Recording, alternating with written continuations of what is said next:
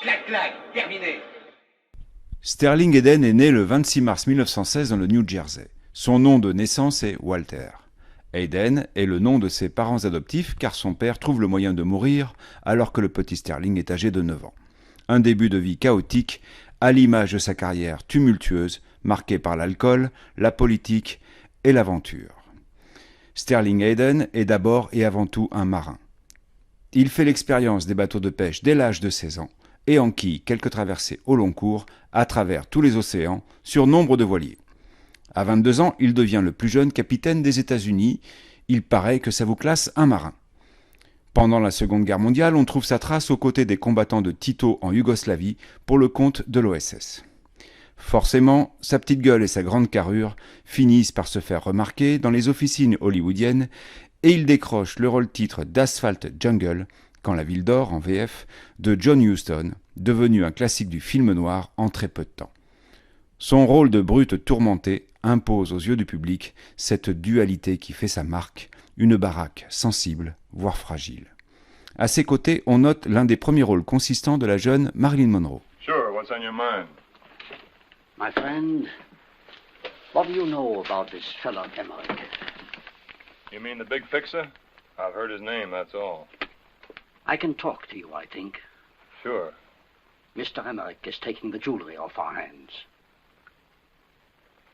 You sure are surprising me, Doc. I don't exactly trust Mr. Emmerich. Just a feeling. I may be wrong, but it's up to us to collect, you and me. Everything may go smooth, but if it don't... If he's got it, we'll collect. Good. 4 ans plus tard, en 1954, nouveau classique sous la direction de Nicholas Ray et aux côtés de Joan Crawford avec Johnny Guitar. Souvent décrit comme un western féministe, Johnny Guitar narre la lutte sans merci entre Joan Crawford et sa partenaire Mercedes McCambridge, avec ce pauvre Johnny au milieu, guitare dans le dos. Crawford et Hayden n'ont pas pu se blairer d'entrée de jeu, Joan Crawford crevant de jalousie et se comportant en flamboyante garce hollywoodienne. Ce qui fit dire à Sterling Hayden qu'il n'y avait pas assez d'argent dans tout Hollywood pour le forcer à tourner de nouveau avec Crawford.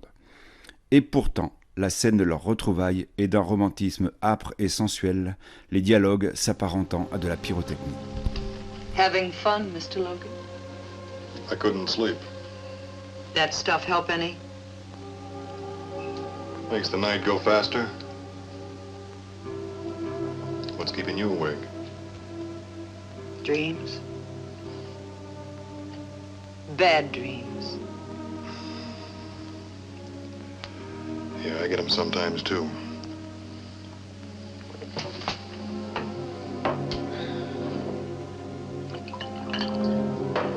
Here, this'll chase them away. I tried that. Didn't seem to help me any.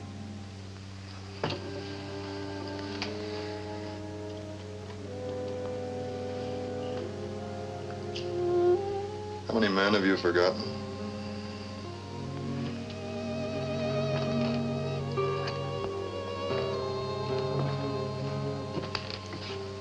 As many women as you remembered. Don't go away. I haven't moved. Tell me something nice. Sure. What do you want to hear? Lie to me. Tell me all these years you've waited. Tell me. All these years I've waited. En 1954, le macartisme est en pleine bourre. Nicholas Ray est soupçonné de sympathie communiste et Sterling Hayden est passé devant la commission où il a dû lâcher quelques infos sur certains gauchos de ses amis. Un moment de faiblesse qui le hantera le restant de son existence. Malgré un avis peu nuancé sur son métier, Sterling Hayden pensait être un imposteur et méprisait les cachets mérifiques touchés pour des rôles qu'il jugeait sans intérêt. Sa carrière continue. Stanley Kubrick, sur un scénario de Jim Thompson, lui confie le premier rôle de son film de casse, Ultime Razia. Nous sommes en 1956. Good evening. Good evening. Mr. and Mrs. Raymond Preston, 9 o'clock flight for Boston. We'll be announcing the on-time departure of this flight very shortly, sir. Do you have any other baggage? No, it was already checked through this morning. Oh, say, I want to carry that bag with me in the plane, please. Oh, I'm sorry, sir. It's much too large. I'll have to go check through his baggage. Oh, now, let's be a little reasonable, huh? You can't tell me that the two of us traveling together are not entitled to one piece of luggage between us. Sir, we have no objection to one small bag or even two small bags. But we don't have anything else. It's already been checked through. Kubrick fera de nouvel appel à lui 8 années plus tard pour Dr. Folamour, où Sterling Hayden fait largement jeu égal avec Peter Sellers et George C. Scott, en haut gradé parano et belliqueux, qui déclenche ni plus ni moins une attaque nucléaire contre la Russie. Le petit duo sur canapé entre Sellers et Hayden est savoureux. Have you ever seen a commie drink a glass of water? Well, yeah, I can't say I have, Jack. Vodka. That's what they drink, isn't it? Never water. Well, I believe that's what they drink, Jack, yes. On no account will a commie ever drink water, and not without good reason. Oh, yes. I can't quite see what you're getting at, Jack. Water. That's what I'm getting at, water. Mandrake, water is the source of all life.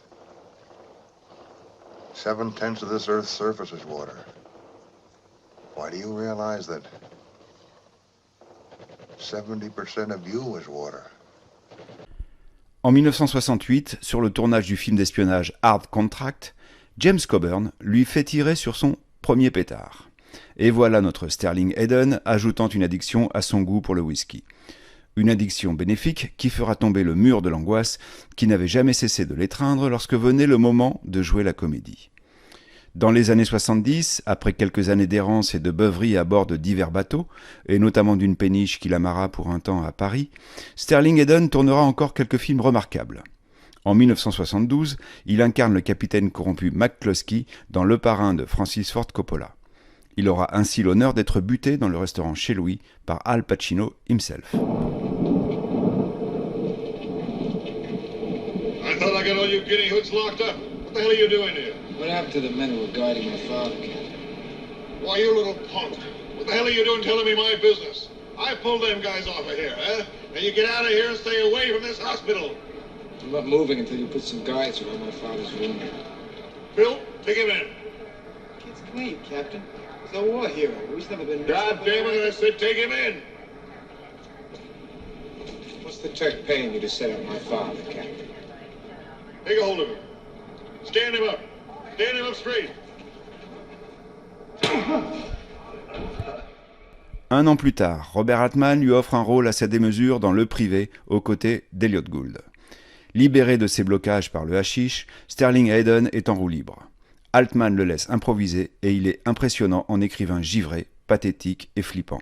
Une montagne aux fondations friables. Oh, no. It's Minnie Mouse. It's the albino turd himself. Peter Pan. No. The White Knight. Your name. I've forgotten your name. I've seen you, but I don't know your name.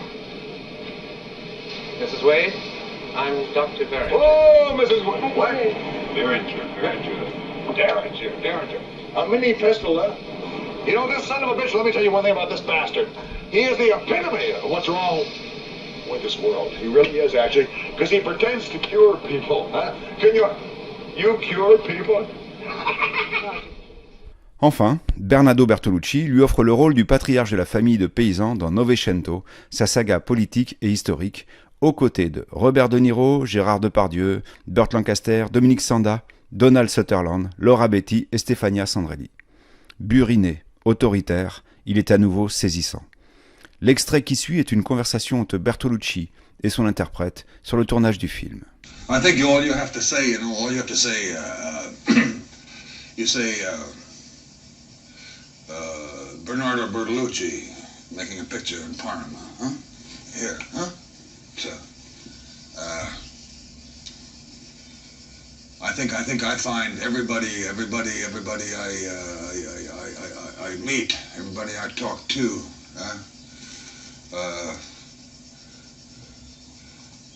you mention Bertolucci, and people say, ah, yes. They say beauty. They say depth. They say mystery. Huh? And so suddenly you have, you have the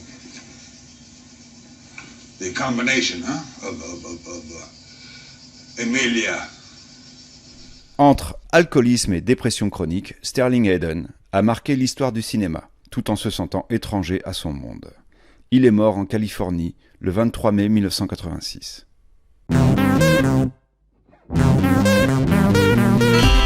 Radio Cob.